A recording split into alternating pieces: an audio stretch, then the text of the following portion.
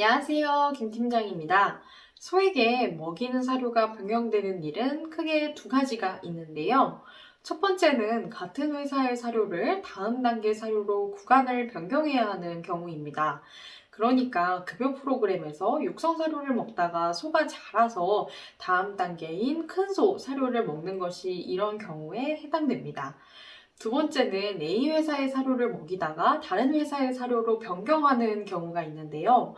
먹는 사료가 바뀌는 게 그다지 큰일이 아닌 것 같아 보일 수도 있지만 소에게는 꽤나 큰 타격을 줄 수 있습니다. 우리가 흔히 볼 수 있는 증상이 소들이 연변을 보거나 설사를 하는 건데요.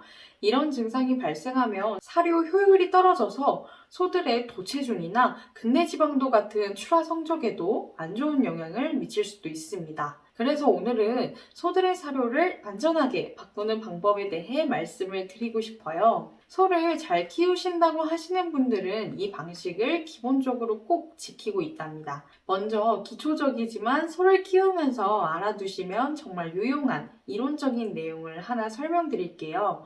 소의 반추위에는 엄청나게 많은 미생물들이 있는데요. 소를 키우는 게 아니라 미생물을 키우는 거라고 이야기를 하기도 합니다. 이 미생물과 소는 쉽게 말해서 공생관계예요.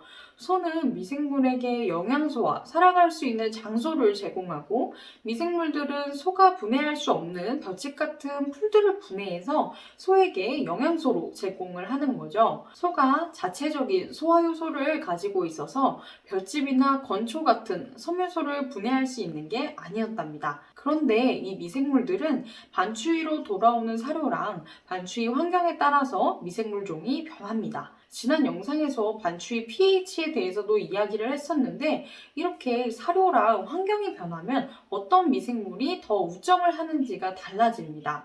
그런데 만약에 사료를 교체 기간도 없이 갑자기 바꿔버린다면 어떻게 될까요?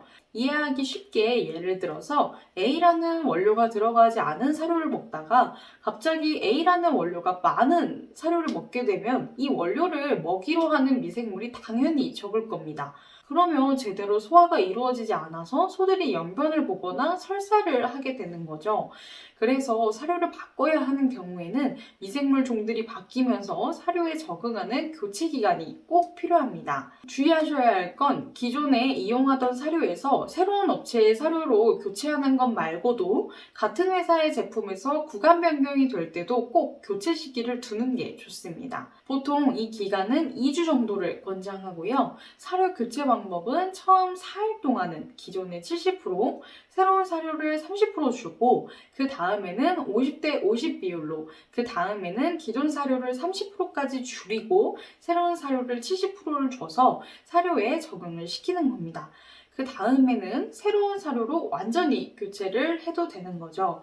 그렇기 때문에 이 방식을 적용하기 위해서는 기존에 먹이던 사료가 다 떨어지기 전에 새로운 사료를 미리 주문해서 꼭 섞어서 급여를 하셔야 합니다. 저희 회사에도 많은 분들이 신규 주문을 주실 때 기존에 먹이던 사료가 다 떨어지고 난 뒤에 주문을 주시는데 앞으로는 기존 사료가 꼭 남은 상태에서 최소 일주일 정도 텀을 두고 새로운 사료를 주문하시는 것을 추천드릴게요. 만약 기존의 배합 사료와 볏짚을 급여하시다가 TMR 사료로 교체를 하신다면 교체 기간 동안에는 기존에 급여하던 배합 사료와 볏짚 그리고 TMR 사료까지 세 가지를 다 급여하시는 게 좋습니다. 저희 회사에서 생산하는 제품을 기준으로 말씀을 드리면 육성, 비육, 마무리 이렇게 세 단계로 나누어져 있어요.